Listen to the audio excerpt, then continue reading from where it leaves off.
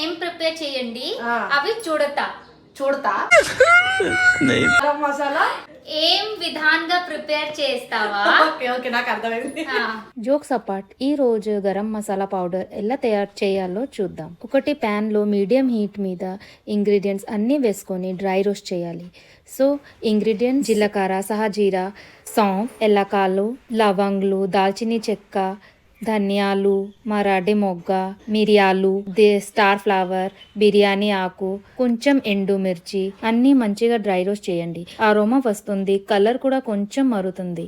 అప్పుడు stove off చేయండి. Cooling అయ్యాక తర్వాత మిక్సీలో వేసుకొని ఫైన్ పౌడర్ లాగా గ్రైండ్ చేయాలి. సో ఈజీగా garam masala powder ready. Air tight డబ్బాలో పెట్టుకోండి. 2-3 మంత్ వరకు ఫ్రెష్ గా ఉంటుంది.